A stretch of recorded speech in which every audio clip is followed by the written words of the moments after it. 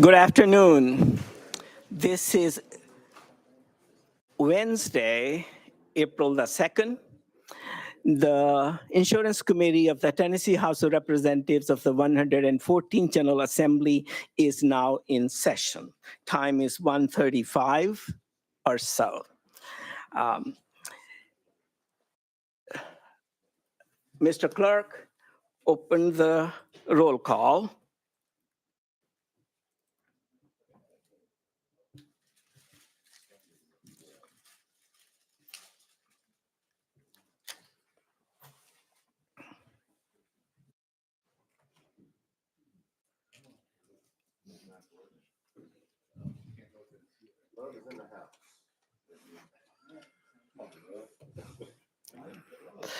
It's technology. All right.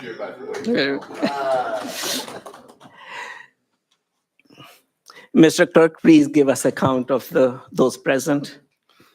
Mr. Chairman, you have 14 members present. You have a quorum. Thank you. Members, on the personal orders level, I'm pleased to report that Chair Lady Moody is feeling better and sends her best. Although the communication was by text, but you could still say that she was chipper about it. And we want to welcome Representative Raper.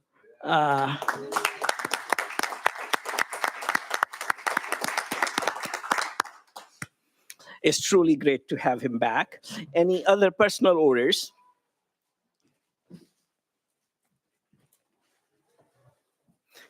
Seeing none, we'll move on with our calendar. We have eight items on the calendar. Number one is House Bill 0173 by Chairman Martin. We have a motion and a second. I don't see an amendment. Chairman Martin, you're recognized. Thank you, Chairman and committee. There is not amendment with this one. So what we're currently doing with this is the Save Rural Hospital Act, Tennessee second and then nation and rural hospital closure. So what we're wanting to do is this bill does not interfere with rate corridors that are already established for urban hospital settings, but where this only would apply to hospitals with under 49 beds. As written, this would just allow rural hospital reimbursement rates to get to the break-even point established by the U.S. Department of Health and Human Services to put rural hospitals on a level like the urban hospitals in respect to pricing. And with that, I stand ready for question. Thank you. Members, do we have any questions? Chairman Spickey, you're recognized. Thank you, Mr. Chairman. And for the sponsor, can you tell us how they calculate 49 beds? Because I have rural hospitals. You're recognized. Thank you, sir. That's just in the definition there on two. It just says rural hospital means hospital with no more than 49 hospital beds operating in a rural area. So- I'll just take care. Don't worry about it. Yeah. Are you satisfied? Okay. Chairman Sparks, Yep. you're recognized. You mentioned we're the second worst in the nation for closures of rural hospital or rural access. You're recognized. Rural hospital closures. Yes. Why are the top reasons for that? I've got many. One of the bigger components that I see and have worked on in my rural communities is even the utilization of our local hospital at times. So I've had patients in my small rural communities who would say, I would rather die on the way to another hospital when we had services right there. Oh, wow. And that's a whole lot of things. That's cultural, that's community engagement, that's that hospital reinvesting or a corporate hospital reinvesting in that local hospital. And so people would say that. And then once that place closed, then all of a sudden they got mad and said, well, I would have gone there, but they didn't. What state ranks the worst? Texas, according to our Texas. fellow down here. Yes, sir. Okay. All right. Thank you. Okay. Representative Raper, you're recognized. I call the question. Thank you. Question's been called. Without objection, we are voting on House Bill 0173. All those in favor, please say aye. I think we have technology now. So please vote aye or vote yes. Those opposed, vote no. Mr. Clerk, please take the vote. Mr. Chairman, you have 14 ayes, 0 nays. Thank you. House Bill 0173 goes on to Finance, Ways and Means. Item 2, we have House Bill 1244, also by Chairman Martin. We have a motion and a second. We have an amendment. Yes, sir. Amendment number 5191. So we have a motion and a second to attach Amendment 5191 to House Bill 1244. All those in favor, please say aye. Aye. Opposed? Amendment goes on the bill. Chairman Martin, explain your amended bill to us. Thank you, Chairman and Committee. This bill holds pharmacy benefit managers accountable for prompt payment standards similar to health insurers, and also removes limits on individuals and aggregate penalties for violating the law made by pharmacy benefit managers. And with that, I stand ready for question, and I also have an individual that can testify if need be. Okay. Members, do you have any questions? Would you like to hear from Mr. Pudlow? They are not interested. The question's been called. Without objection, we are voting on House Bill 1244. All those, Mr. Clerk, please open the vote. All those in favor, please vote yes. Opposed, no. Mr. Clerk, please count the vote. Mr. Chairman, you have 14 ayes, 0 nays. Thank you. House Bill 1244 goes on to Government Operations Committee. Thank you. Number 3, we have House Bill 0406 by Chairman Martin. It is rolled to the first calendar of 2026. Item 4, House Bill 0711 by Chairman Hale. We have a motion and a second. And Chairman Hale, we have an amendment, 6319. 5319, I think, 5319. Chairman. Okay. We have a motion and a second. All those in favor of attaching Amendment 5319 to House Bill 0711, please say aye. Aye. Opposed? The amendment goes on the bill. Chairman Hale, explain your amended bill to us. Well, Chairman, I appreciate the opportunity of working on this and the TennCare network reporting. And I've had conversation with Disability Coalition, had conversation with Director of TennCare, and so what our plans are to work on this bill over the summer and try to get some of the issues resolved and hopefully get rid of the huge fiscal note. So with that, I would like to take this off notice. Without objection. House Bill 0711 is off notice at this time. Thank you. Item 5 is House Bill 0372 by Chairman Halsey. We have a motion and a second, and I don't see an amendment. Chairman Halsey, you're recognized. Thank you, Mr. Chairman, and thank you, committee. I appreciate your time. This bill aims to improve access to health care for current TennCare enrollees by encouraging higher physician participation. Now, the reason I said that is because we are finding ourselves losing doctor participation. And the reason for that is, I'm sure you've heard this before, and with insurance, you have a commercial rate. About half of that's Medicare, and then less than half of that is TennCare payments. So what's happening is doctors can't even make their overhead by treating TennCare folks at that pay rate. And so the ones that are still treating are refusing to accept any more. And then you have lots of doctors who are saying, I'm going to treat any anymore. And I can't blame them for that. I mean, they're losing money. You know, and I know that when you lose primary care, it costs you way more money down the road. Because if somebody goes to a primary care doctor for an ailment and they catch it early and they begin to treat it and they're successful with it, that's all well and good. If they don't see a primary care doctor and then they wait till it becomes critical, then their only option is to go to the emergency room. And then it's now in critical mass and you're going to spend a lot of money before you get out of there. This bill, I want you to understand, does not increase TennCare enrollees. This bill says we got a problem and we got to fix it financially to pull doctors' rate of pay up for treating TennCare patients. And that's what it does. By the way, we are the only state in the United States that does not have a Medicaid fee schedule. The only one.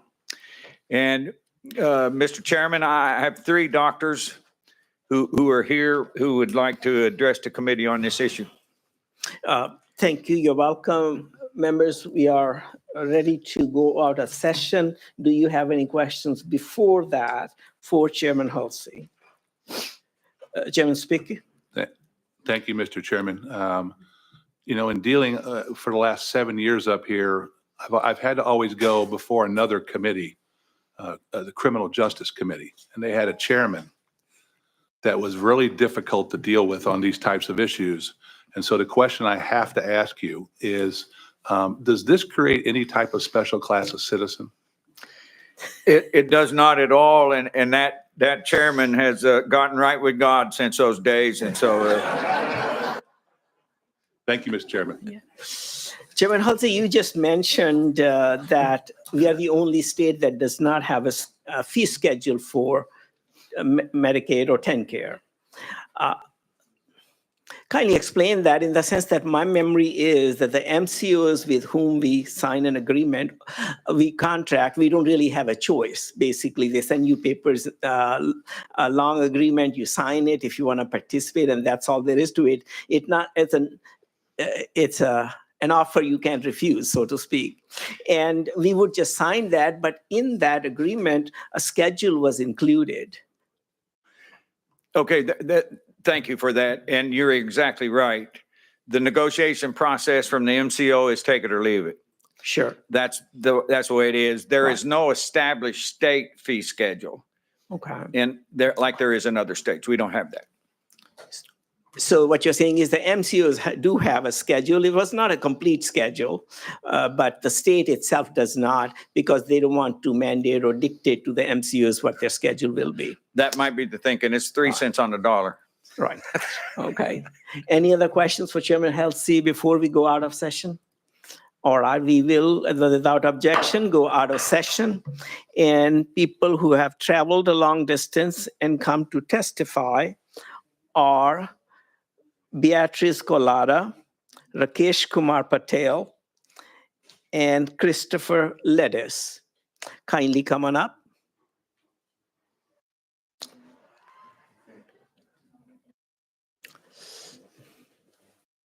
There are chairs on either side. You can sit.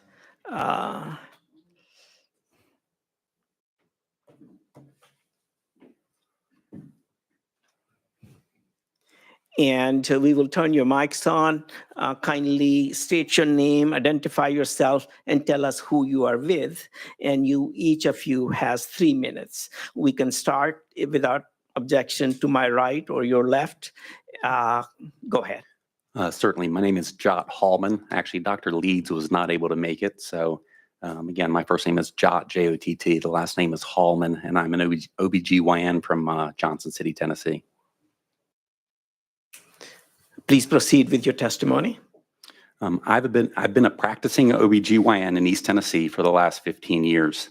I'm part of SOFA, a multi-specialty practice serving nearly 18,000 TennCare patients in rural East Tennessee.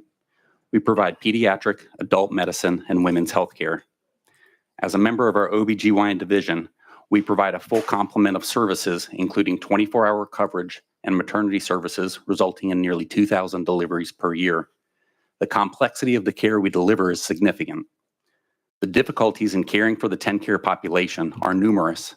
TennCare patients tend to have multiple comorbidities and exhibit higher rates of noncompliance with their medical plans established in conjunction with their doctors. They oftentimes have difficulty traveling to and keeping appointments, especially in the rural setting, such as the one that I serve. Additionally, TennCare reimbursement to physicians is significantly lower than Medicare or commercial insurance plans. Unfortunately, throughout my career, I've witnessed multiple providers say that TennCare patients are simply too difficult to care for given what we get paid.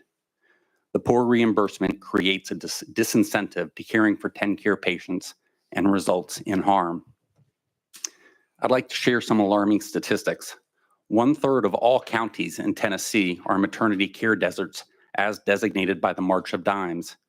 Maternity deserts have inadequate care providers, resulting in poorer health outcomes and higher costs of care related to the reduced access. In these counties, over 50% of patients report hardship in distance needed to travel to see a care provider. I wish I could tell you the future is brighter. However, ACOG currently reports an 8,000 provider shortage of OBGYNs nationally, with that number projected to increase to 22,000 by the year 2050. Please understand that only 1,500 new OBGYNs graduate from residency annually. We are on the precipice of a healthcare crisis. These trends mimic my own practice. We once delivered babies at 3 hospitals, but have had to contract to a single facility due to provider shortages and rising costs. We routinely have TennCare patients travel 60 to 90 minutes to seek care through our group. Additionally, the expense cost to our healthcare organization is increasing at 10% per year, further threatening access. We are unlike other industries that can simply raise our fees to increase revenue in an effort to offset the rising expenses. Our TennCare program has significant deficiencies such as the low physician reimbursement and lack of a transparent fee schedule. But the fact of the matter is that it is simply more difficult than ever to provide quality care to our TennCare population. The reimbursement rates simply do not justify participation in the program. Please know that voting for this bill is a vote for the women and children of this state. Thank you. Thank you. Dr. Patel, you want to go ahead? Hello, I'm Dr. Rakesh Patel. I'm a board-certified psychiatrist, internal medicine, and addiction medicine, as well as brain injury medicine, but my forte is psychiatry and mental health. I live in the rural area. I'm a Georgia guy. I love UT as well. My kid goes there.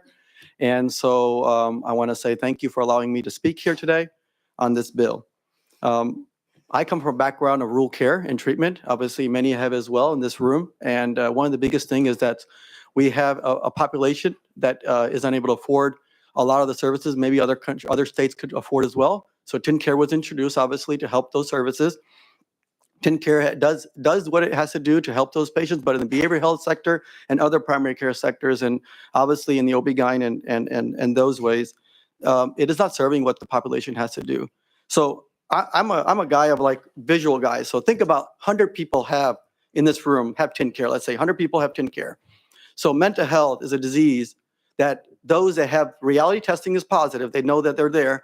If they have mental illness, do you know that every single one that has mental illness will know that they have mental illness? Let's say 50% of them, okay? But they may not know they have cancer. They may not know they have hypertension. They may not know one of those things. Some of those things they may not know, right? Some of those medical conditions. But out of those, 100% of those that have mental illness will know they have mental illness. Now I have mental illness in this highway of life. I was coming into from Tri-Cities here, hit traffic in Knoxville and Nashville. So now I call it traffic now. I'm hitting traffic. That's my life, right? All these variables are happening. My life is bad. I've lost my kids, or I divorced, or things like financial situations happen. And now I'm overcome with depression, anxiety, whatever be the case. And I need help. I need real help right now. So what I do, pick the phone, call my friends, family, spiritual leaders, whatever. It's not helping. I need now care and treatment. It's like pick up the phone, call my primary care physician. Well, there's a waiting list. I have to see them maybe in a month's back, 2 months, 3 months. So what do? I go close to the ER. And I talk to the ER physicians and they say, well, you're going to have to get treatment. 48 hours later, maybe it was 72 hours later, They either get admitted to a psych facility or they don't, right? Or they get outpatient care. Now, outpatient care in this area, of course, a lot of them are behavioral health centers that are been funded in various ways to help TennCare patients, and obviously that's great, but they're crowded. They're trying to see 50 patients a day to see those patients that need to be seen, even though maybe 10 or 15 only show up, 20%, 50% may show up. And so what happens now, you have this bottlenecking, right? And so we're asking is open up the ability for mental health providers, other specialists to come and help these patients, because we do care. We do want to help those patients. But when it comes to the point where we can't exist anymore because the fee services are not rendered appropriately or they're not matching to cover our costs, it's difficult. And so one of the things I'll tell you right now, we've had a clinic before. We had many mix of demographics, including healthcare professionals, teachers, attorneys, you name it, and blue collar workers. And we quickly realized the disparity of insurance companies, the cost that we get, the financial reimbursement that we get to cover our overhead. And behavioral health services was just, I remember in my residency, mental health services weren't rendered through insurance companies. They were denied because they were not part of the plan until somebody made a choice and said, we need these services to be rendered. And it became positive. Now, we were in the bottom of I call the sorry. Thank you. You're Okay. over your time, and we can get back to you at question Okay. time if you have further things to say. Okay. Dr. Collada? Hello. Hi. I had prepared a pretty lengthy statement, so I apologize. This is my attempt at a summary, but I want to say first and foremost, thank you for letting me speak to you today. My name is Betty Koyata, and I'm a primary care private practice pediatrician here in Nashville. Our practice is a part of Heritage Medical Associates, a pretty big practice here in Middle Tennessee. And I'm here to speak to you on behalf of my kids, our children. Every day I care for kids from all walks of life, and I see firsthand how access to healthcare or the lack of it shapes their future. Children are the most vulnerable members of our society, and they do not choose their circumstances. Yet nearly 1 in 3 of them in the U.S. relies on Medicaid. And here in Tennessee, TennCare covers closer to 52% of our children. While TennCare is a lifeline for children, it's becoming increasingly unsustainable for the very doctors who care for them. TennCare reimbursement rates are often far below the actual cost of providing care for these kids. This puts an enormous financial strain on pediatric practices, many of which are already operating on razor-thin margins. The problem is even worse in rural and underserved areas where fewer providers are available to begin with. And when pediatricians cannot sustain their practices on TennCare reimbursements, these communities are left without care. Families are forced to drive long distances, delay appointments, or forego care altogether. This is not just a healthcare issue. This is a health equity issue. Every child, no matter where they live or how much their parents earn, deserves the same access to high quality care. And that is simply not the reality right now. We often talk about the cost of Medicaid, but what we don't talk about enough is how much it saves us. Investing in preventative pediatric care reduces long-term healthcare costs by preventing chronic illness, reducing hospitalizations, and decreasing emergency room visits. If we fail to invest in fair reimbursement now, we will pay far more down the road.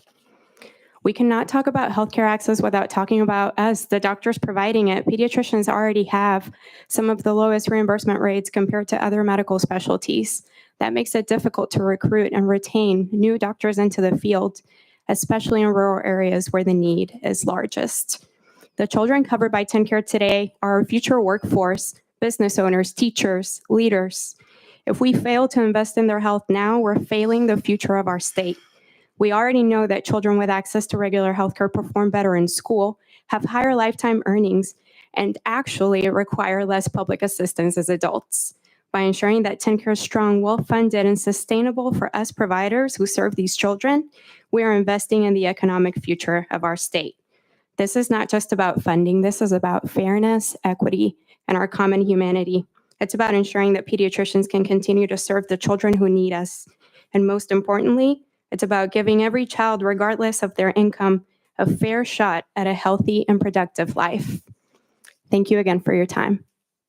Thank you. Members, do we have any questions for our panel? Chairman Sparks? I think you mentioned we're heading towards a crisis. Is that what you said? That's probably putting it politely. I Yeah. think we're there. Where is the benchmark for crisis?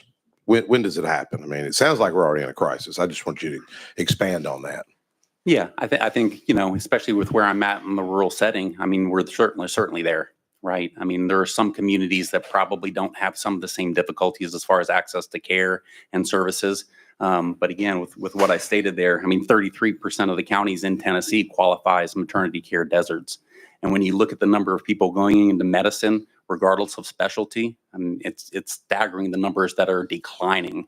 So we are just not going to have a provider workforce in the near future. You're recognized. Do you know, or maybe this committee, or maybe Dr. Terry or someone else, are there incentives to ask for students to get into this medical field? There are certain jobs that qualify through the Rural Health Service, I believe it's called, national program. Outside of that, there are some places that will also pay student loans and provide some forgiveness programs.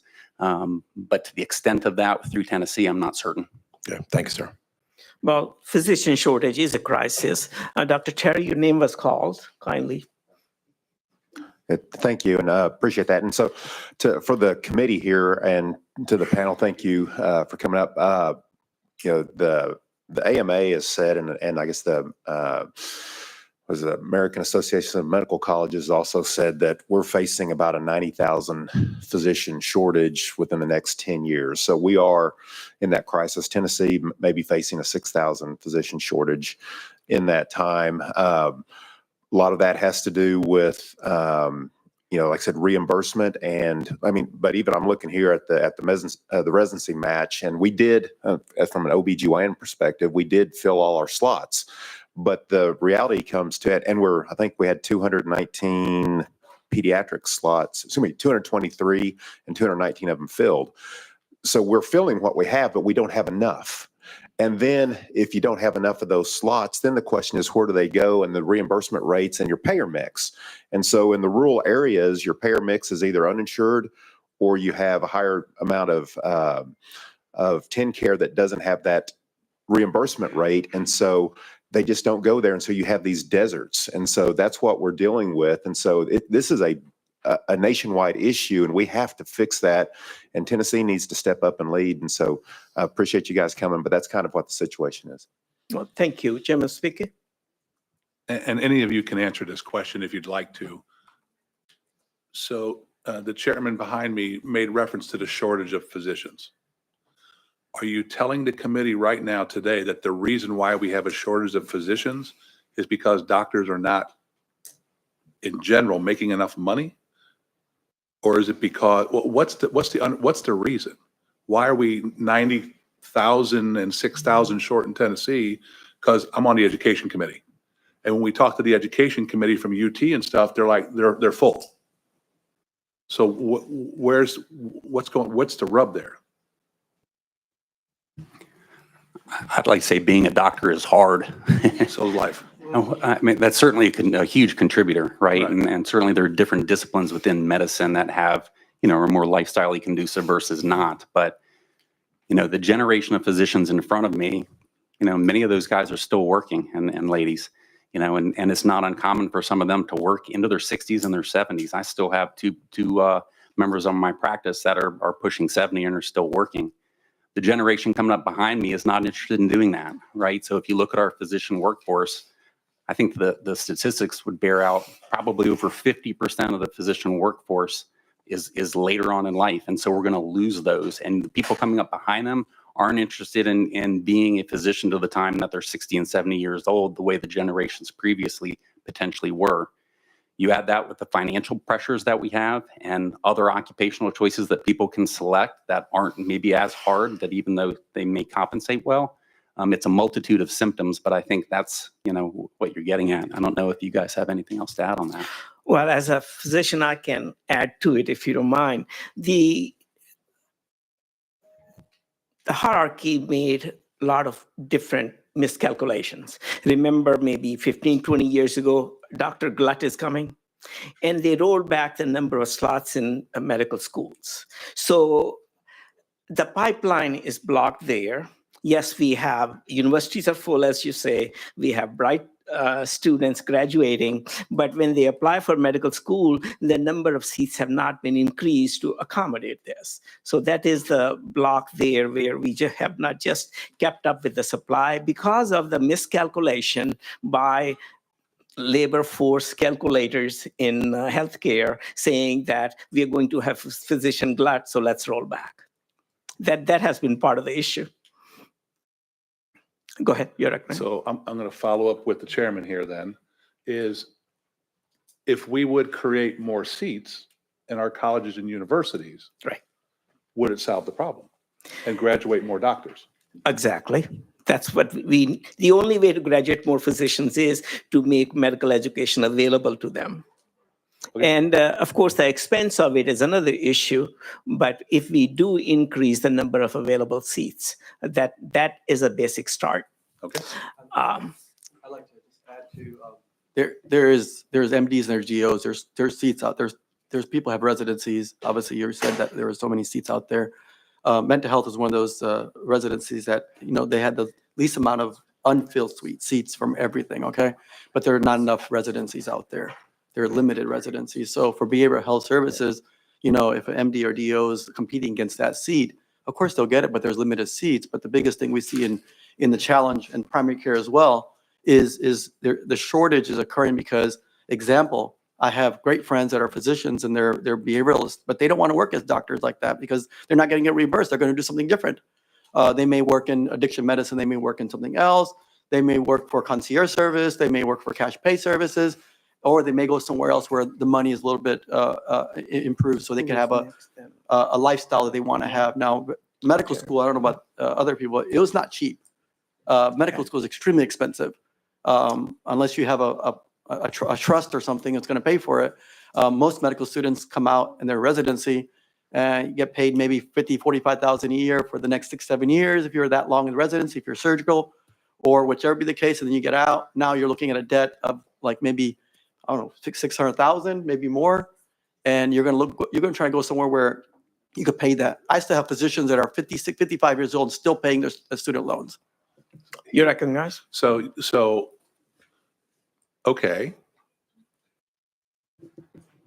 If we, in the state of Tennessee, in education, sorry, Mr. Chairman, had a program that if you agreed to take 10 care patients, then we would pay your student debt for you for a certain amount of time. We'd pay it off. We'd have a 7-year commitment, a 6-year commitment that you would come out after your residency, creating more residency programs, right? And more seats, and have doctors be able to sign up to say, well, you can go to path that you've been on with the $600,000-$700,000 debt, or you can take this debt from the state of Tennessee, and we will help pay your student debt back as long as you commit to take 10 care patients.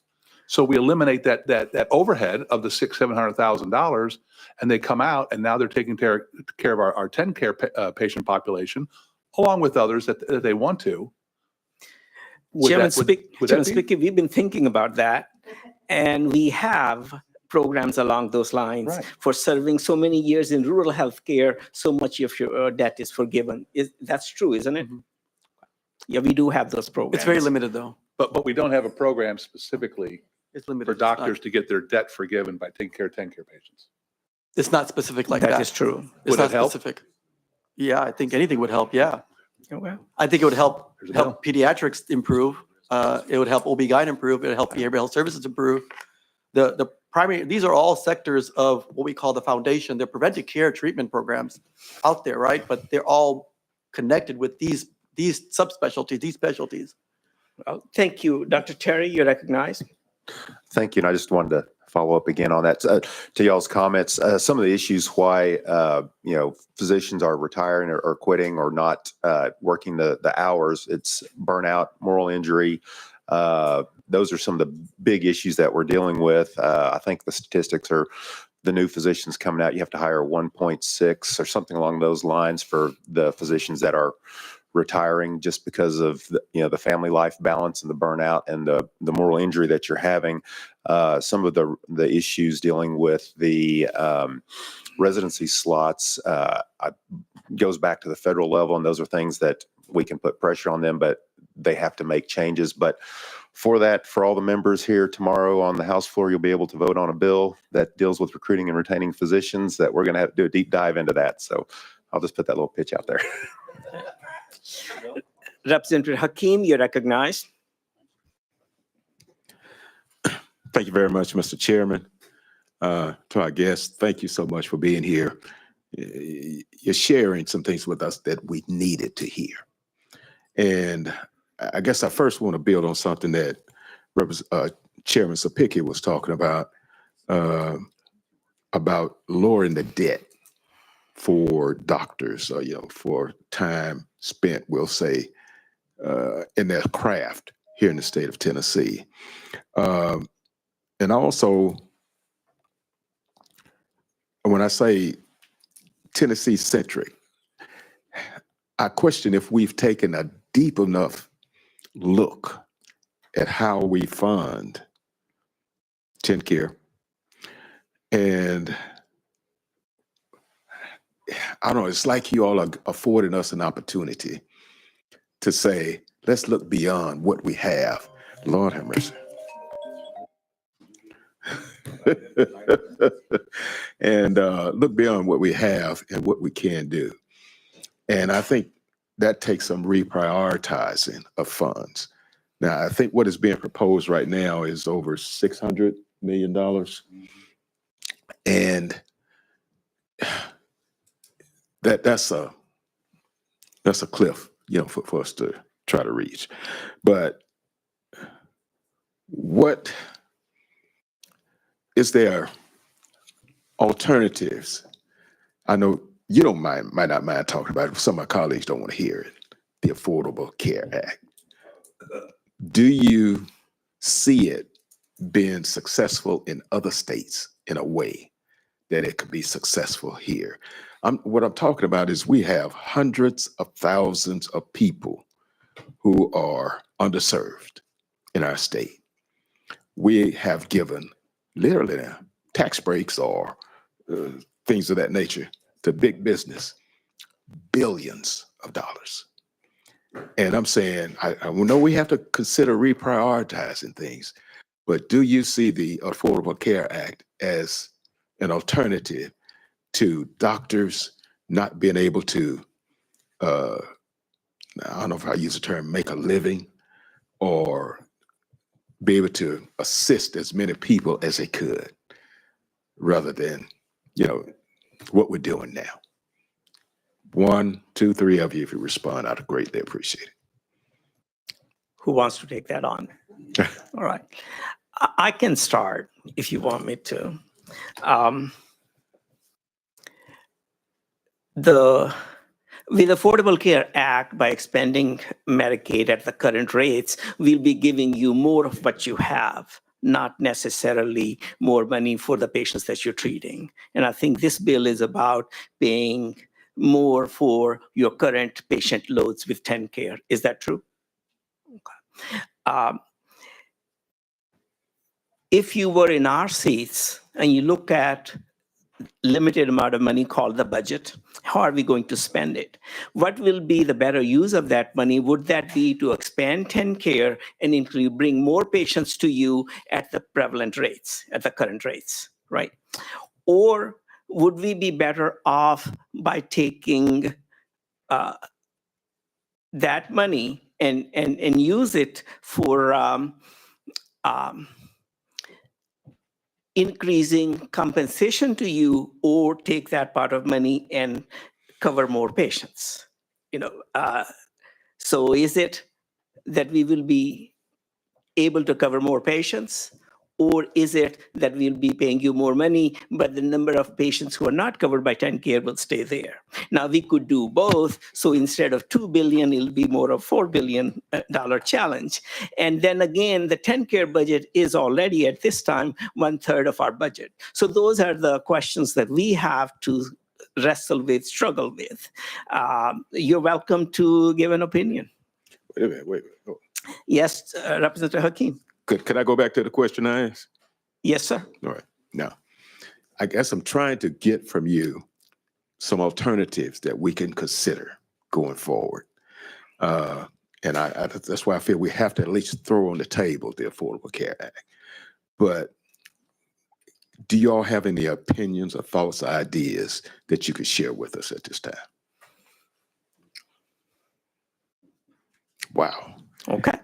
No, You have- but you see- have see, stumped. No, but my thing is, I'm asking a question and then you're going to insert, Mr. Chairman. And I don't know if that put a chill on those persons who are going to give us some thoughts and some ideas. So, you man. Representative Hakeem, thank you. You have stumped them. Representative Freeman, you're recognized. Thank you, Okay, Mr. allow the, What I'd say about that is that that's a pretty broad question, right? I mean, the Affordable Care Act is an enormous piece of legislation.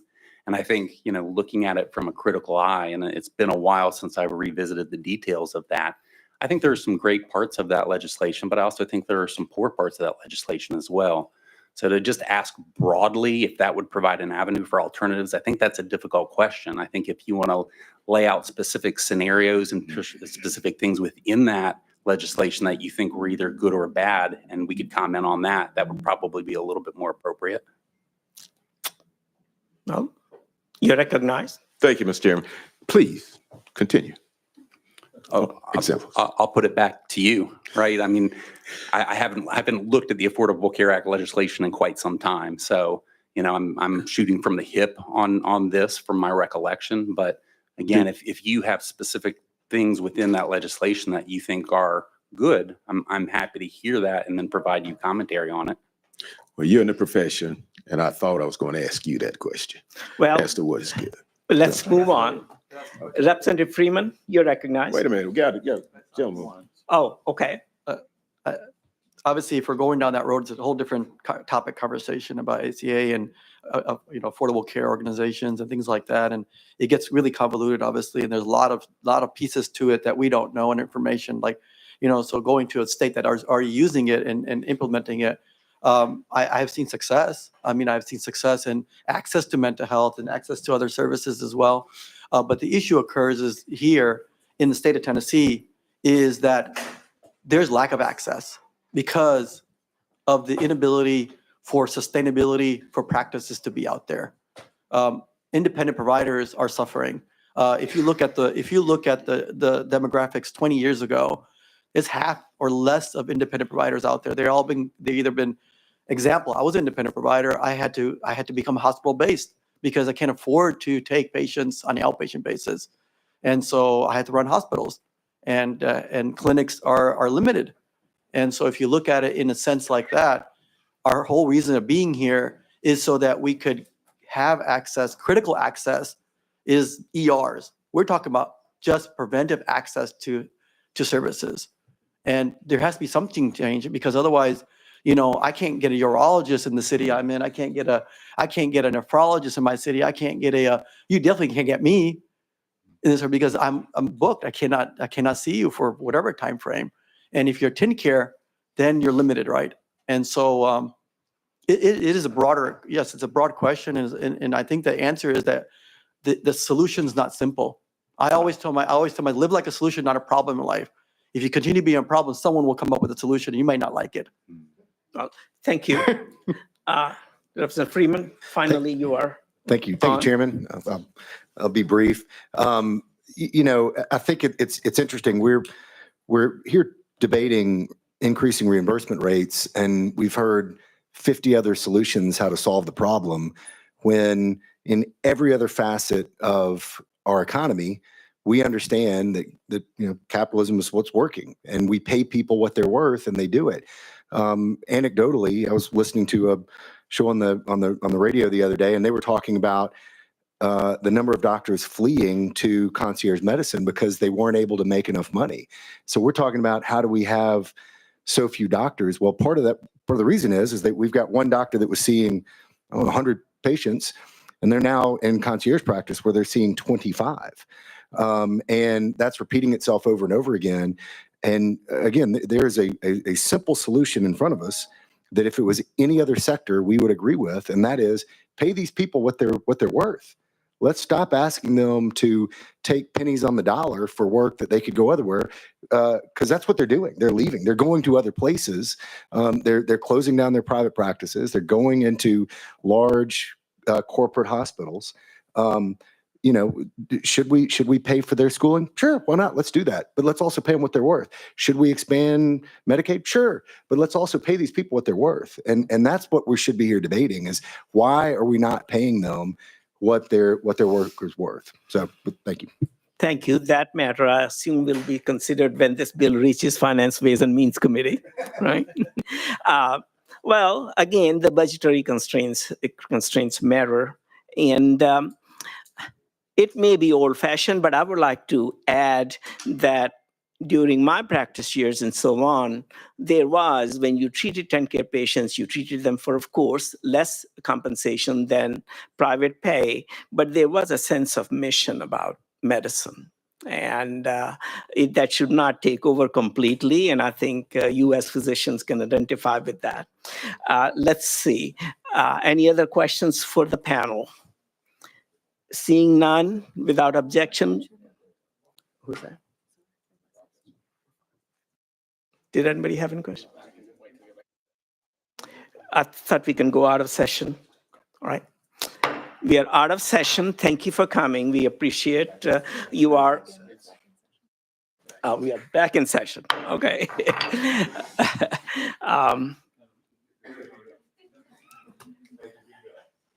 Chairman Spicky, you're on.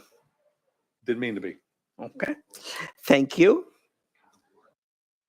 Chairman Martin, you're recognized.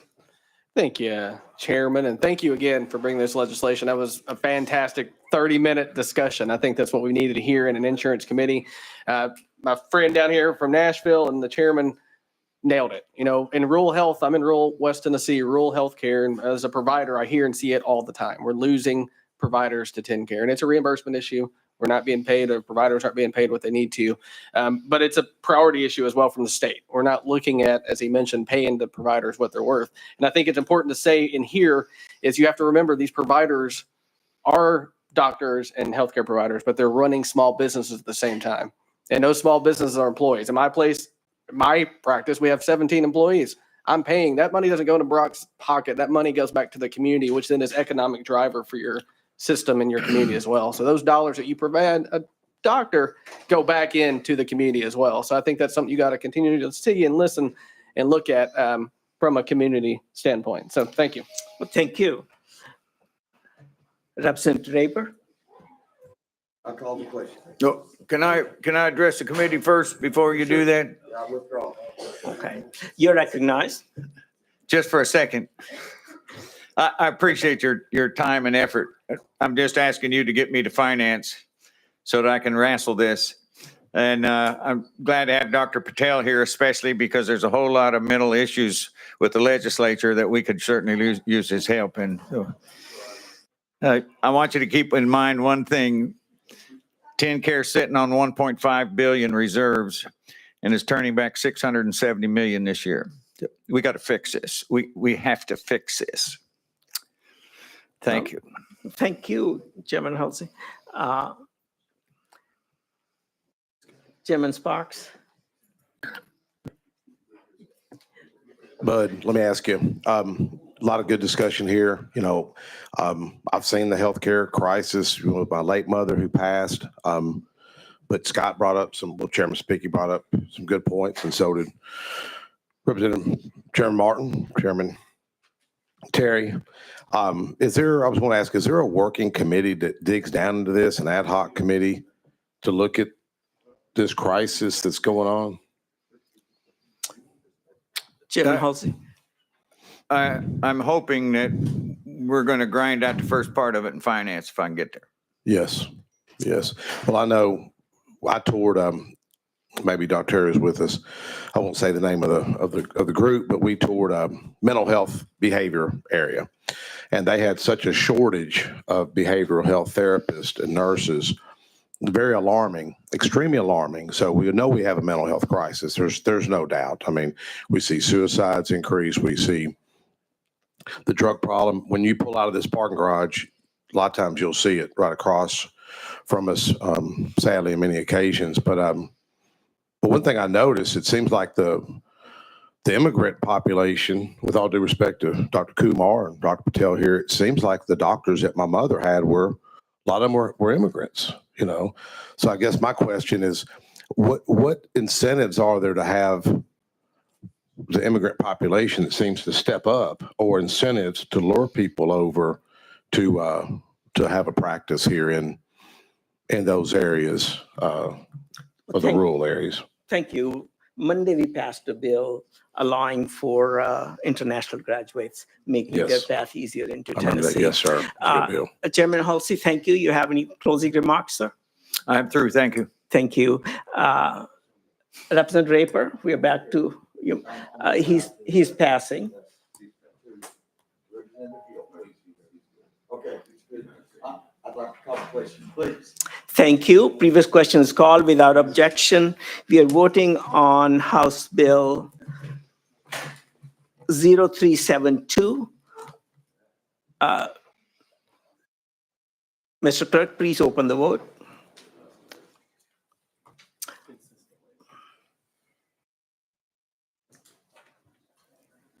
All those in favor, vote yes. Opposed, no. Has every member voted? Does any member need to change their vote? Seeing none, Mr. Clerk, please count the vote. Mr. Chairman, you have 14 ayes, 0 nays.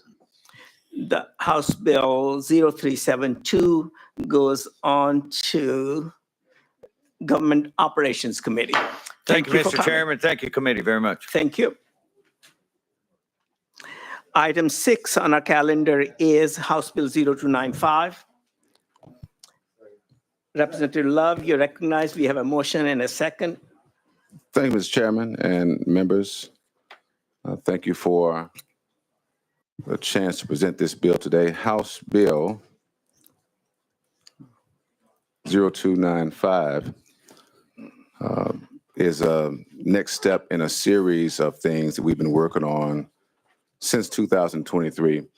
I won't belabor the committee with a recap of all the bills we have worked on, but I will say this, Mr. Chairman, I've been here 13 years, and I've always tried to work on legislation to help people in the professions and help move things forward. I do want to make a statement, though, Mr. Chairman, about the bill, if I can. Just wanted to clip a few things. I know we've all gotten emails, we've gotten some calls, I've gotten several text messages and Facebook messages. Do want to be clear about some things with this piece of legislation. Representative Love, you have 2 minutes. Starting now? Yeah. Okay. All right. I thought it was 5. It's 2. All right. There's going to be no state board created. Persons may have read the legislation and inferred that from that, but the Department of Health would be looking at verifying certification. Verification of certification is only for those who want to have TennCare reimbursement. And for those who read the report, you'll see that on page number 14. At the federal level, Senator Booker and Senator Blackburn have pushed for doula reimbursement. And at the present time, there's a program called TRICARE, which is a program, childbirth, breastfeeding, support demonstration, a 5-year study to look at how persons can receive reimbursement at the federal level. I've spoken with the director of TennCare, and he has said that this bill will provide a pathway for reimbursement with TennCare. However, I know that there are concerns about what the bill says, what it doesn't say, about fees and all these things. So, Mr. Chairman, in the interest of everybody's good health, I'm going to roll this bill to first calendar of next year and have conversations with everybody about this legislation so we can move forward. We have a motion and a second.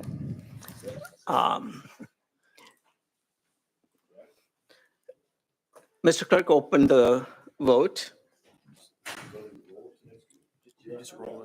It's just not a roll? Okay. Okay, well, thank you. All right, that simplifies it.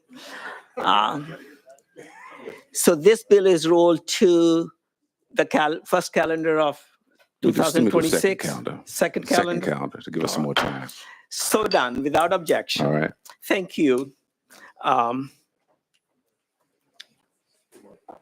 Next is item 7, House Bill 04111 by Chair Lady Lynn.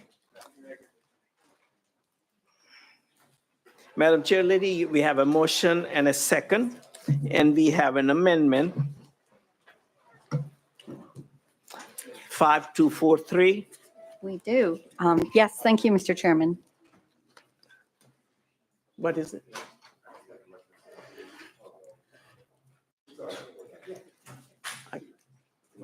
What's he saying? Chairman, I'd just like to recognize all the doulas that have been here for the past several weeks. We will miss you in your emails, I promise. But I really do encourage you to work with Chairman Love because he really wants to do something about this. So thank you all for your words. Thank you. Thank you. We are back to the bill. Chair Lady Lynn, you're recognized. We have an amendment 5243. We have a motion, second on amendment. All those in favor of attaching amendment 5243 to House Bill 0411, please say aye. Opposed? The amendment goes on the bill. Kindly explain your amended bill to us briefly. Thank you, Mr. Chairman. As amended, this bill will help children with pediatric, autoimmune, neuropsychiatric disorders associated with the strep virus or strep infections. The disorder is called PANS and PANDAS, and it is a medical condition, not a psychiatric condition, but it's a medical condition that affects children's health, behavior, and development. It presents, though, to parents initially as a psychiatric condition and actually to many physicians, too. And it can be very confusing for the family as they seek treatment. It's very stressful for the family, as you can imagine. What this bill will do will, one, it will add some codes to TennCare so that physicians, when they see this and when they are wondering, could this be what is going on, they investigate, and it is, at least in TennCare, they will see that it is listed among several illnesses that TennCare will pay for. And then secondarily, it will add those codes in TennCare so that physicians can see a proper path to treatment for the condition. It can be, as you can imagine, very confusing, not seeing the codes. How do we go about this? All of that. And this bill, it's very short. If you read it and look at the amendment, it's very short. But that is what it seeks to do. And I actually have a constituent here, and she's here with her son. And I think we put in, Mr. Chairman, for them to say a few words. We have them that they're here for support. I thought that was okay. answering questions. But Okay. thank you very much for coming. We appreciate you putting a face to this condition, and we are grateful to you. Members, do you have any questions for Chair Lady Lynn? Seeing none, are we ready to vote? Without objection, we are voting on House Bill 0411. Mr. Clerk, please open the vote. All those in favor, please vote yes. Opposed, no. Has every member voted? Does anybody wish to change their vote?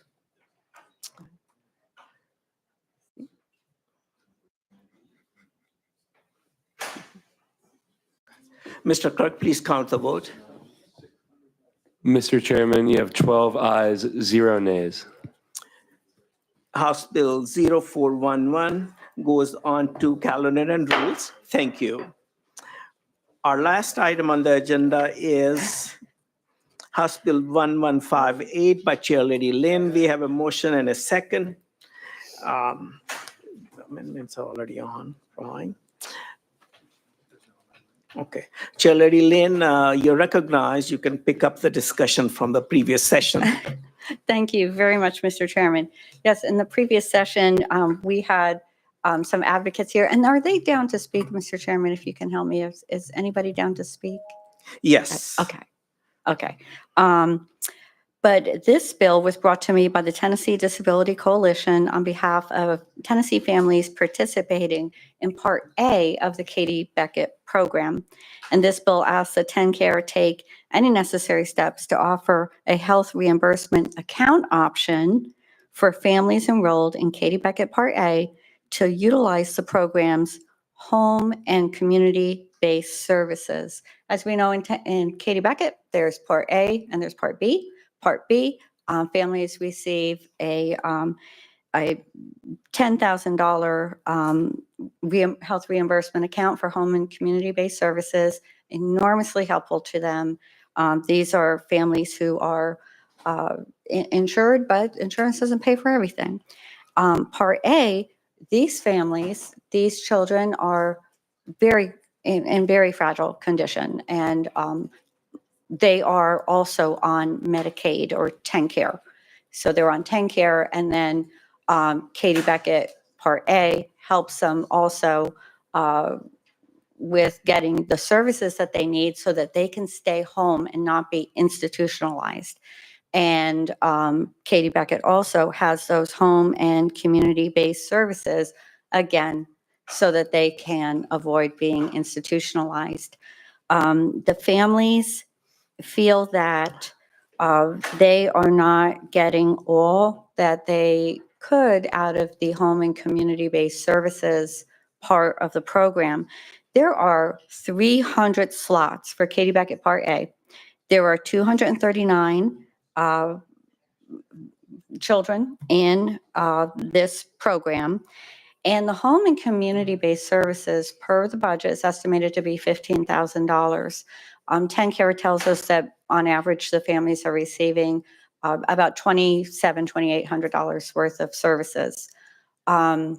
TennCare met with me and they told me that the difference between that $2,800 and the $15,000, that is flowing into Part B so that they can help more families get on Part B. Remember, Part B is a $10,000 a year allotment for home and community-based services. But the families in Part A, they really feel that they are not getting all that they need. It's very cumbersome. It goes through an MCO, very cumbersome for them to get the services that they need. And it's been very frustrating.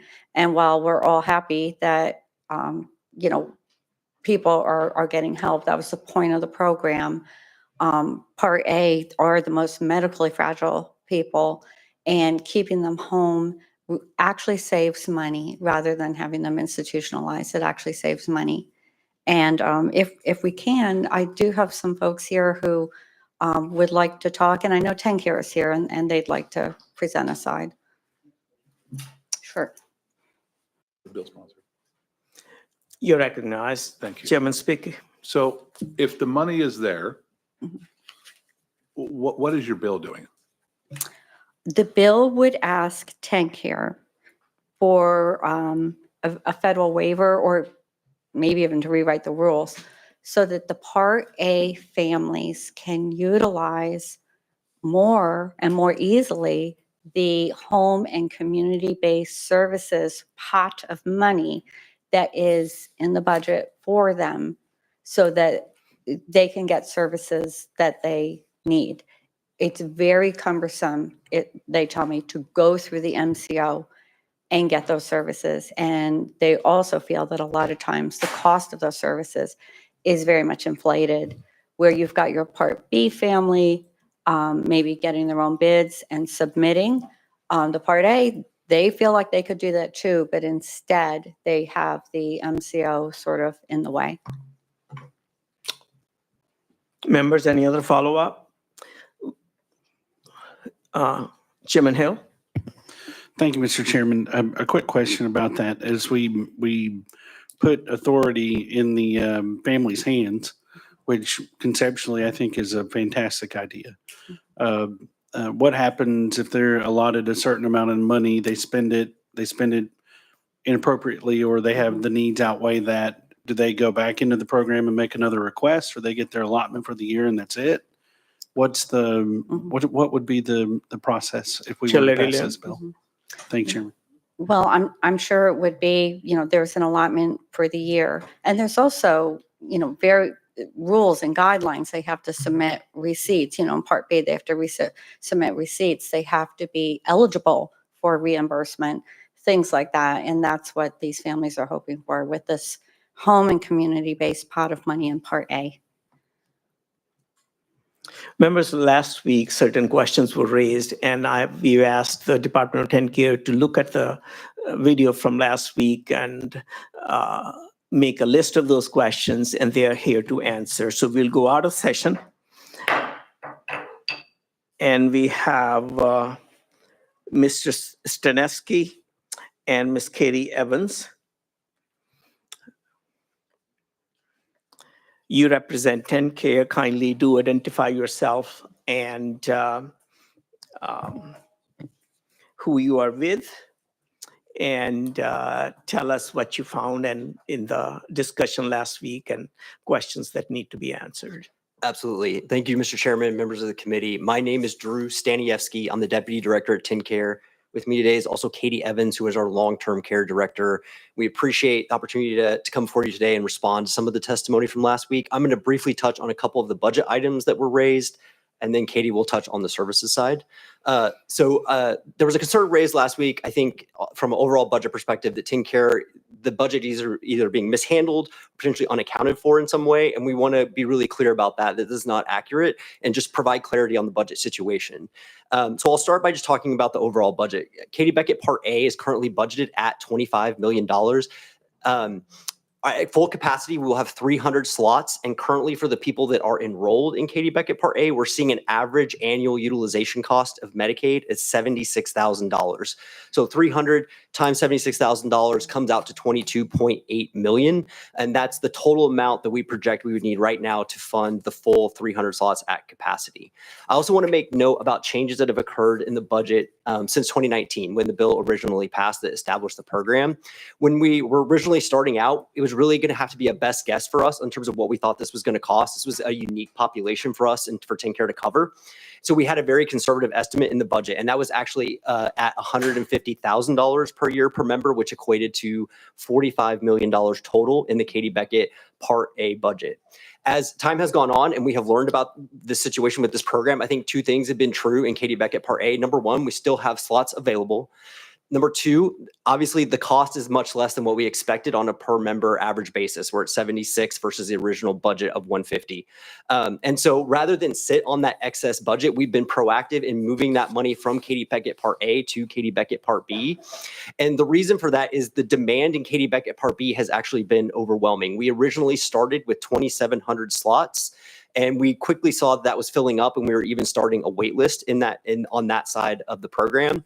And so over the last 2 years, we have moved $20 million over to Katie Beckett Part B. And as a result of that, we have been able to open up 2,000 additional slots. So altogether, the program was originally designed and budgeted to serve 3,000 individuals. It's now serving 5,000 individuals using no new state dollars. The second thing that I want to briefly talk about is that HCBS benefit specifically. That was also brought up last week as a concern about where that money might be going. And Chairman Sipicki, this may help answer one of your questions that you just asked about the budget. So I think there's a misconception in the testimony that it is an allotment of $15,000 per year for that family to use, but that is actually not the case. It is in fact a benefit limit. So that means that we are paying for the utilization. So the whatever appropriate medically necessary claims are coming through, we are paying those claims, but we are paying up to $15,000, and we wouldn't pay above that amount. And so how we budget the program overall is really based on that utilization and not an annual allotment. So when we look at the budget for Katie Beckett Part A, we're looking at that $76,000 number, and the HCBS utilization would be a part of that or included in that. The reason for that is because, unlike Katie Beckett Part B, which is non-Medicaid, it's really designed to be a Medicaid diversion program. Katie Beckett Part A members are enrolled in Medicaid. So that means they're enrolled in the same benefit as similar children in our traditional Medicaid populations. So we have to look at that across all of our populations. And it really speaks, I think, to our concern with the legislation as it's written right now. If you provide an HRA just to Katie Beckett Part A members in Medicaid, but you don't do that for similar children in our traditional Medicaid populations, there's a concern there for us. So that was very quick. Happy to answer questions, and I'll turn it over to Katie for additional testimony. You're recognized. Thank you. Katie Evans, Director of Long-Term Services and Supports for the Division of TennCare. Thank you for inviting us here to address the concerns that were raised last week. A couple of the concerns that were raised in this committee specifically related to services in the Katie Beckett program. One was that vendors and potentially managed care organizations are price gouging the state and member families. And the second was that there was a concern about not having a feedback loop between the families and advocates and TennCare related to these concerns. So first of all, wanted to address the services piece. Home modifications, enabling technology, and assistive technology are available across all of our long-term services and supports programs. These are not solely available for Katie Beckett members. These services are not traditional Medicaid services, and the networks that we have with our managed care organizations are designed specifically to use contractors with expertise in these areas. Across these services, we do have to recognize a balance between looking at the raw cost of materials or equipment and the cost of the education and expertise of the vendor to perform that work. We work to balance situations where there may be an unreasonable bid or even a pattern of vendor behavior submitting unreasonable quotes with the nature of the way this industry works and what is cost-effective, high quality, and appropriate. For purposes of home modification requests, we have several checks in place to ensure that we do not have vendors participating that are price gouging or inappropriately inflating costs. One of those is that we have a competitive bid process with a minimum of 3 bids for each project.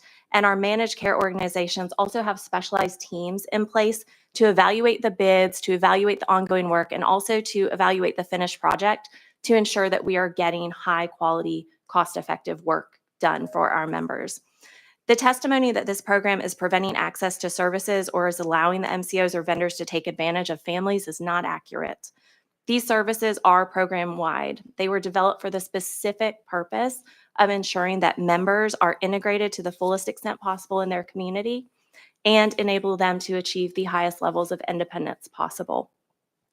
That being said, as with any Medicaid-covered service, we have had vendors with questionable practices brought to our attention in the past. There are avenues for those concerns to be raised and investigated, and all of those are taken very seriously. Our managed care organizations are expected to take appropriate enforcement actions, such as removal from the network or suspension of payments. And if appropriate, these vendors are referred to our program integrity to be investigated for fraud, waste, and abuse.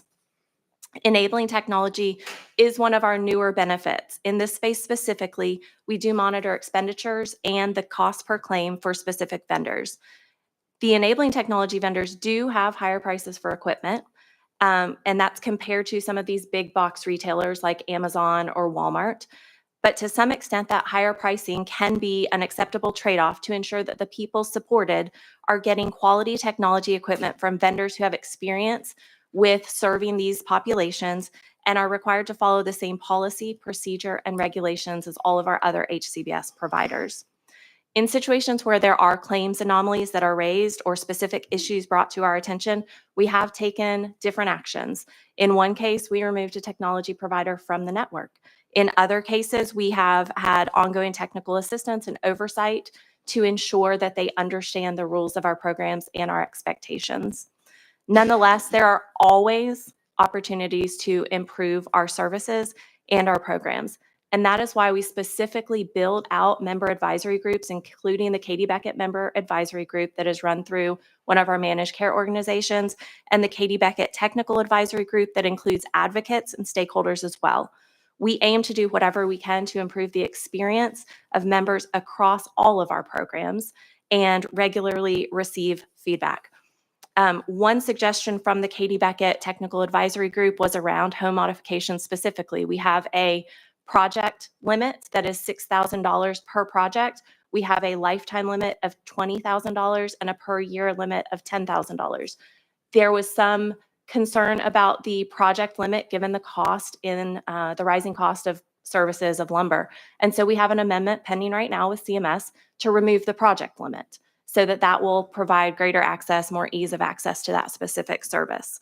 Over time, there have been several suggestions that may have seemed like simple fixes to the participants in these groups, but which we have not acted upon, and we've provided clear reasons for that. An example of that is this HRA benefit that they have requested. And the message related to why TennCare was not in favor of doing that is the same as outlined in the philosophical and fiscal flags on this bill. Thank you. Thank you. Members, do you have questions? Chairman Speaker. Thank you very much, Mr. Chairman. First of all, you had concerns. Can you explain what those concerns were? It's really about the equity within across the Medicaid population. So if you do the HRA, no other Medicaid population is getting an HRA benefit. And so if you do an HRA benefit for one portion of the population, so in this case, Katie Beckett Part A, but you don't do that for similar children that are also in Medicaid, then there's a question of whether or not that's fair and equitable across the Medicaid program. And it emphasizes the fact that they are actually enrolled in the Medicaid benefit, that Katie Beckett Part A isn't getting like a separate special plan. They are enrolled versus Katie Beckett Part B, which is a non-Medicaid plan, essentially. Chairman Speaker. Do you happen to know through FNA with TennCare what your reversion number is for this year? Not off the top of my head, no. Sorry. Okay. All right. So you moved money from A over to B because it wasn't being utilized in A. Correct. And we also knew that the utilization was actually lower than we expected. So once we got to 300 slots, we knew how much money we were going to need, and we knew that we would have excess budget. Okay. Why would you move the money over to B if over the last 3 to 4 years we've been sitting here, TennCare's been reverting almost 500 to 600 million a year? Why wouldn't you just take the money that you were going to revert from A, leave it in A, and just use the money that's been allocated to you by the General Assembly and just cover B? Because we allocated it for you, but you keep returning it back to us. Well, it's probably a question best for our CFO, but I would guess I'll say that within the specific money budgeted for Katie Beckett, that's where we had the flexibility to move the money as opposed to potentially sort of the overall budget of TennCare. Okay, that makes no sense, but I'll talk to it later. It's no problem. Chairman Hale, you're recognized. Thank you, Chairman. When it comes to the Katie Beckett program, several issues. Matter of fact, getting a text from an attorney in one of the towns that I serve that has had some struggles. And this morning, met with a lady, I'll call him out, Chairman Martin was there in this discussion. And a lady that has a daughter that has Rett syndrome only has the option of one diaper. I get frustrated. A lot of these people that we're talking about here are on borrowed time. These parents don't have much time with their children. And to say that they have the option of one diaper and we put $11 million into TennCare for diapers for other people, but yet people in this program are struggling. We've got an attorney that's just texted me about an issue, and the company could care less because they have no other option but to take the diaper that's leaking, that they're having issues with. And I look to y'all and say, you're not doing your job. Then a girl in my office that her mom looked at me a few weeks ago, and a little girl named Zoe that was only expected to live to be 3 years old, and now she's 11. Just a joy I had a ball with her. Cried that day. That was probably the most emotional day I've had up here since I came 2 years ago or 3 years ago. But they're wanting to take a trip They simply need a portable oxygen concentrator and fighting like heck to try to get it because of TennCare. This is unacceptable, and we need to do better for our families. Many of these children did not choose, none of them chose to have the health conditions that they have. And we should do better as a state in making sure that these kids and these families have the very best that they can do. Thank you. Thank you, Chairman Hale. I appreciate you advocating for the people you know, and that's our job and duty. Definitely kindly take time with TennCare and sit down and work this out. This, of course, we are staying on the Katie Beckett bill. But all of us, when we come across these conditions in our communities, we advocate for them. And do you want to respond quickly to Chairman Hale? I would like to respond quickly. I invite you to email me directly, have the families contact me directly. Just last week, I was involved in a very similar situation related to diapers. It might be the individual you're talking about. There is not just one brand available. That is actually a DME product. It's not really a long-term services and supports product, but nonetheless, we've reached out to the MCO. We've talked to them about the DME options. The DME company was sending a variety of different diapers to choose from to try out to this family, and it may or may not be the same family you're talking about. So there are options available. We address these as they come up with the MCO and also work to address it from a systemic perspective. Someone should not have to contact me to be able to get the problem resolved with the MCO. So as these come up, we don't just handle it on a one-off basis. We address it on a larger, broader scale. I would say the same about the oxygen, portable oxygen tank. I have not heard that situation, but please do contact me directly. We have posted all of our long-term services and supports emails publicly online. We regularly get outreach from members, from advocates, and are here to make sure the program works. None of us are in this for the money. We are public servants, and we are here to ensure the program works for the people we serve. Well, thank you. Chairman Hill, you okay? All right. Members, I don't see any other questions or any list. My only concern was when the matter of markups by vendors are listed, or the fact that patient families should know that they are able to get services from outside the vendor network. Is that information easily available to patients and their families? And how easy is it if they want to report where the prices are more than normal? Reporting fraud is pretty easy. I think you can probably Google TennCare fraud and a whole website comes up with different places to report that range from Medicaid Fraud Control Unit, the Office of the Comptroller, MCOs directly, our Office of Program Integrity. As far as the opportunity to contract with other vendors, that's not really an opportunity, right? We do have a managed care network of providers. I will say on the enabling technology front, this is a new benefit, right? We're learning as we go. It's been in place only a few years. And technology is so rapidly progressing that we brought this service on with the use of vendors to ensure that those services are being appropriately used. We are currently investigating an opportunity for members to purchase those items themselves if they don't feel like they need that training and hands-on implementation assistance for different enabling technology tools. We're in the early stages of conversations about that, but that is a direction that we do need to go to make these technology benefits available through a reimbursement methodology rather than making everyone utilize the hands-on implementation services if they don't need it. Well, thank you, Chairman Lafferty. You're recognized. Thank you, Mr. Chairman. We're getting ready to, I'm guessing, go back in session here shortly and True. Cast a vote. I wanted to circle back to the beginning.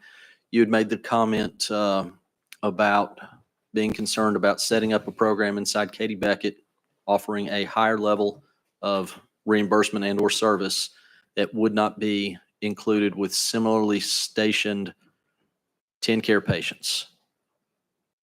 That's the biggest concern that you have. What are the repercussions if something like this moves forward to TennCare, to those families, to the Katie Beckett program, please? Well, I think in terms of repercussions, one situation is that CMS may not approve the waiver amendment to establish HRA for Katie Beckett Part A only. It's unclear if there is potentially a litigation risk between, setting up a benefit for just one section of the population, but not anyone else. But from the standpoint of the Katie Beckett Part A members, they would, if this bill passes, we would fulfill our obligation under the bill and ensure that the HRA got set up. It's just a question of whether or not, assuming everyone approves it and it goes forward, it will happen. Whether or not it should also be done for everyone else that's similarly situated on the Medicaid program, I think is the open question. And whether or not we would have to then potentially consider, bringing a budget amendment or something like that to try to make it happen. Thank you, Chairman. Thank you. Thank you. Chairman Hale. I have one more question, please. Thank you, Chairman. So the families in Part A, do they pay a premium? Some of them do. Most of them actually do not, but the premiums range from $0 up to about $1,000 a month. So it is based on their income. It is capped at a max of 5% of their income, but more than half do not pay a premium. And then secondly, they also have another insurance. They're required to have primary private insurance, which is also part that we did not know when we were originally setting the budget for this, and we assumed it would be about $150,000 a year. We didn't know how much primary insurance would cover. And so what has occurred over that we've seen through utilization is now that these individuals are enrolled in the Medicaid program, they have a nurse case manager who is required to see if their primary insurance will cover services before Medicaid covers them. And surprisingly, it has covered a lot more than we expected. Okay, thank you. Thank you, Chairman. You're welcome. Seeing no further questions, we will go back into session.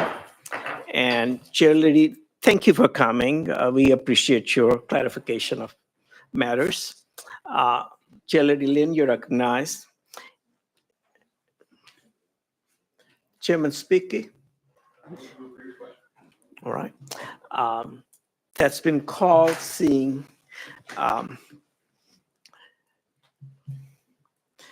Mr. Clerk, please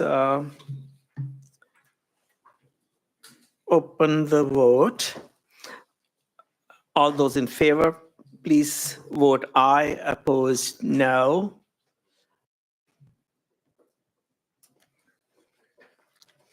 Mr. Clerk, please count the vote. Mr. Chairman, you have 14 ayes, 0 nays. Thank you. House Bill 1158 moves on to Finance, Ways and Means. Thank you for bringing this. Members, this concludes our calendar. This is our last bill. Did you have a point to make, Chairman Hale? Yes, please. First of all, I want to apologize from my passion, but for our children and stuff. I just, that's what we're here for. But I want to say thank you, Chairman. It's been an honor to work closely with you this year and with the TennCare Committee and pass-through committee that comes into here. So thank you, and to Ryan and to Matt and them. That's my line. Thank you so much. We are, what is it? Okay, well, we will. Gentlemen and ladies, all of you, thank you very much for working with this committee, and thank you for your help in keeping us all straight and in time. We've had to move to various rooms and various timings, but I think we have done well. This will conclude the committee. I do want to thank our able assistants and people who guide us through the various hoops on the committee. Our committee assistant is Colleen Johnson, a research analyst, Mr. Ryan Vallone, committee attorneys, Lovin Middleton Dunn and Mr. Matt King. Our clerks, Nick Nicastro and Jennifer Andriati, and intern Hannah Ramos. She's not here, but thank you. Oh, she is? Thank you, Ms. Hannah. Thank you, Ms. Hannah. And the committee stands adjourned, subject to the call of the chair. Oh, you still can say that? Sure. We are here to listen to you. Okay, thank you, Mr. Chair. I just want to thank you and the team. Also, truly appreciate being on insurance. This is my first time being on it, and it's been a great learning experience. And I want to thank you for running a very fair and consistent committee as chair. So thank you so much for what you've done. Thank you. I'm honored.